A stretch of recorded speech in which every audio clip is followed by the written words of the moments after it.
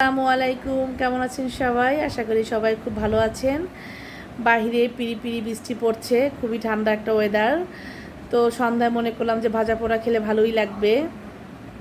তাই আমার হঠাৎ করে মনে পড়ে গেল যে রোজার সময় ছোলা বুট আর পেঁয়াজু বাটা, পেঁয়াজুর জন্য ডাল বাটা সবই ডিপে আছে। তো তাড়াতাড়ি সেগুলো বের করলাম, বের করে পেঁয়াজু ভাজলাম আর ছোলা বুট ভাজি করলাম।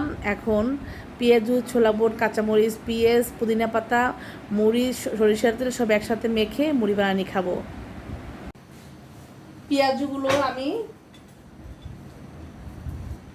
ভালো করে একটু ম্যাশ করে নিব। আসলে আজকে আমি মুড়ি বানানোর সময় মনে হচ্ছে যে আজকে আমার কাছে কেন যেন মনে হচ্ছে আমরা রোজা সবাই।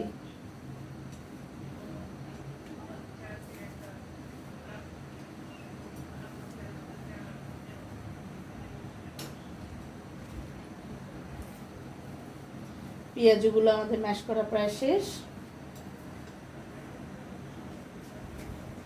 ছোলা বুট ঢেলে দিব।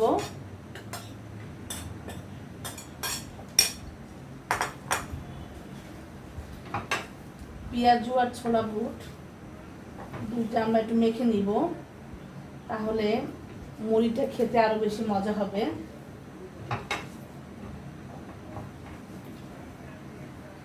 কাঁচামরিচ, পুদিনা পাতা ঢেলে দিব।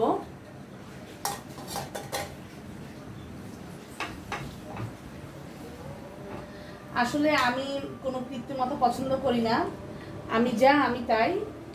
আমি খুবই সিম্পল লাইফ লিড করি এবং আমার ভিডিওর মধ্যে আমি সব আর কি আমার জীবনের সব সিম্পল সব কিছু আমি তুলে ধরতে চাই, বাস্তবতা।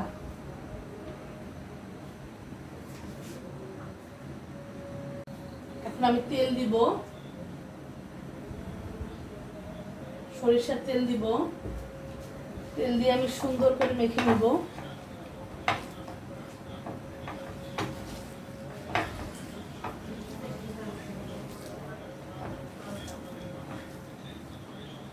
বুটের মধ্যে আমি কিছু তেজপাতা দিয়েছিলাম, সেগুলো আমি তুলে ফেলবো। এখন আমি মুড়ি দিয়ে দেব। আমরা 4-5 জন খাবো, সেই হিসাব করে মুড়িটা দিব আমি।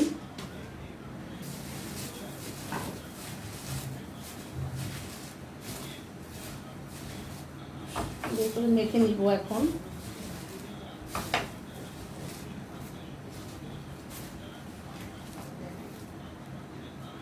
যত স্বাদ যা কিছু সব কিন্তু মাখার মধ্যেই, আসলে যত মাখা ভালো হবে মুড়ি তত খেতে মজা লাগবে।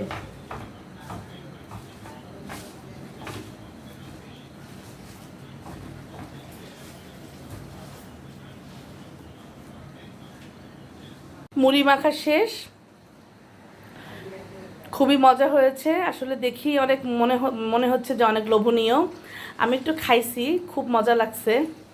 তো আজকের ভিডিওটি এ পর্যন্তই। ভালো থাকবেন সবাই। আল্লাহ হাফেজ।